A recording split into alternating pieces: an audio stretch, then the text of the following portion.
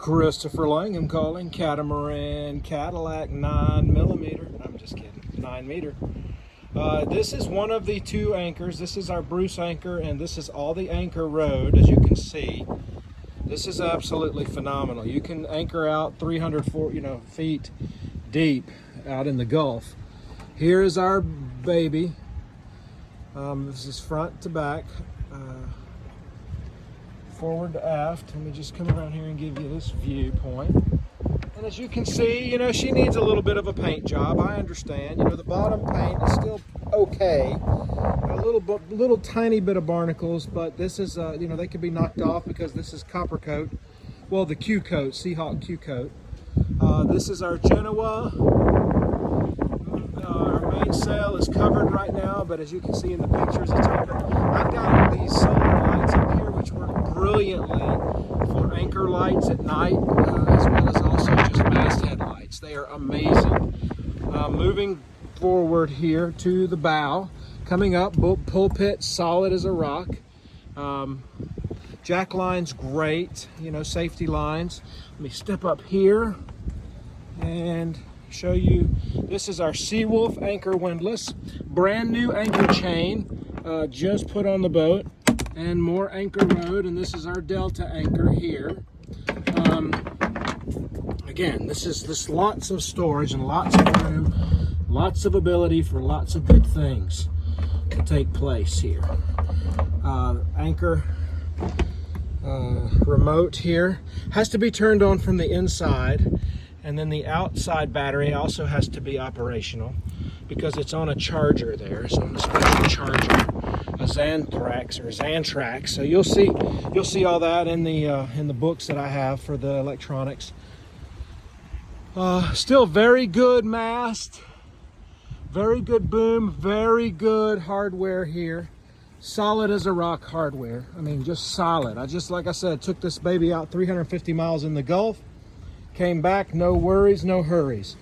Would like to say the windows could be rebutyl taped, and cleaned up a little bit, but I cleaned them up just for my Atlantic crossing. And to be honest, I haven't had any problems other than just a small leak over here on the port side aft. So, and that's just, again, needing some butyl tape. Right here is the wind generator. Again, the safety lines. Jack lines also very interesting here. I mean, these are solid as a rock, brass. You can't break them. I mean, I have been strapped in, I've fallen down. I mean, I have done all kind of stuff. I mean, you can only imagine crossing the Atlantic. 350 watts of solar. So you're self-sufficient. I never went into port one time in the vessel for water, actually for anything really other than just groceries. I would go back and forth in the dinghy with, and a couple of cans of fuel every once in a while, just because, I mean, self-sufficient. And I had a dehumidifier on the boat that allowed me to make all the gray water I needed for dishes, etc. So coming back here to the transom, big swim platform. And so as you can see so far, lots of room for storage and lots of fun, lots of room for jumping off and platform swimming. Got a ladder here coming up, the rudder system here. A little small trouble on the port side rudder system, but again, this is a brand new stainless steel rudder system. Just needs to be tweaked a little bit from some shoddy workmanship that was done. Brand new stainless steel transom, 15 horsepower extra long shaft Honda, imported from Japan. Brilliant vessel, just brilliant. Let me show you here. This is that's the spinnaker pole, actually, what that is. Here is a fuel compartment, but it's also a sealed compartment. So, and it also has an exit. Now that's where the rudder system is. The bow is back there. This is a cable rudder system, and it works really well for what we, for this little vessel. Again, 350 miles out, you're fine. Forgot to show you up here forward the other two storage compartments.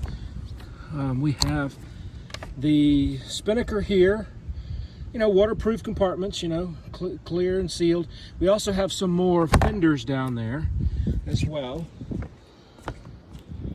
Port side.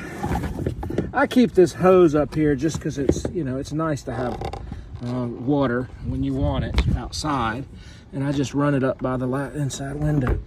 We could use some new latches, but as you can see, this baby's ready for action. I mean, she's just solid, you know. Got the sea drogue here, which is the sea anchor, and I've already showed you this is the compartment that the Bruce anchor goes in, and all the other line, anchor road.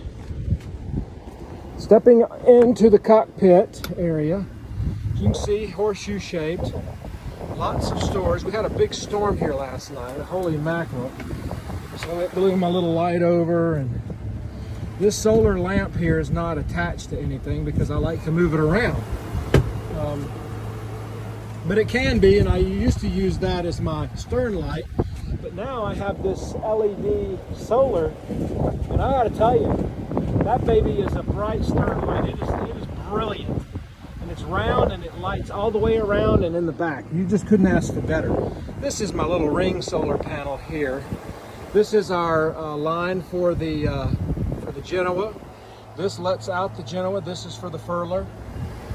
This is our brilliant, you know, Springfield captain's chair, remote control for the Honda. Helm, Ray Marine autopilot. Great working order. Now that I understand. Valve thruster controls here. This has the capability for NMEA and the Garmin 600 Montana, but they quit making it and mine gave up the ghost. This is your compass mount right here. These are all the original controls for the Dolphin engines, which I'm fixing to show you. This is the port compartment. So inside the port compartment, of course, every port and starboard both have two working house batteries. So the port has two house batteries, and the starboard has two house batteries. The port batteries hardly ever are depleted because, you know, unless you're going weeks and weeks at a time and there's no sun, they're never depleted. This is the original Dolphin engines and the high-speed alternator that I put on there originally. Fuel canister for the outboard, and again, as you can see, lots of storage space. This is the canvas for the back and the cockpit, which also close off completely. Just keep that in a black seal tight bag. Lots of storage here. That's the fuel compartment and the engine battery. I'm doing a little cleaning here, so pardon that, but same story here on the starboard side. Excuse me, on the port side. Dolphin engine, you know, lots of storage here. There's the control for the wind generator, and this is the controller for the solar panel and the wind generator as well, which is amazing because what this does, this C-Tech from Sweden does, is it tells which is offering you power. You know, like which battery needs power, first of all, and secondly, you know, it pulls, like when the sun goes down, it'll pull straight just only from the wind generator. It's brilliant, it's smart. And lots of room here in the cockpit. Again, you know, could use a good paint job and a good scraping, but hey, I mean, for the price, it can't be beat. I keep this all sealed off, you know, as you can see. This completely opens up if you're familiar with Catalac. Windshield wiper can work, you know, it does need to be. Windshield wiper needs to be replaced, and inside the housing there needs to be cleaned. But other than that, this boat is in immaculate good working order. Propane tank here. This is our propane tank. We also keep some flares back there, a little owl to keep birds off, and then a little go bag. The Seago 4-man life raft is here in this compartment.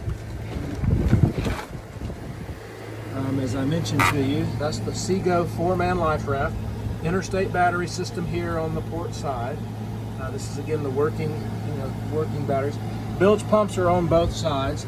I will say starboard bilge pump does need a new line actually put in. And like I said, we need some new latches on here, but dinghy davits in great working order. But again, I don't really have room for a dinghy with this engine unless you put the dinghy on top. So that's going to be something you'll have to figure out. The pole is pretty solid for the wind generator. Like I said, I've had this going for years and we haven't had any trouble. 2 windlasses also. This is our windlass for starboard. This is our windlass for port. And that's a wrap. Thanks so much. Look forward to hearing from you.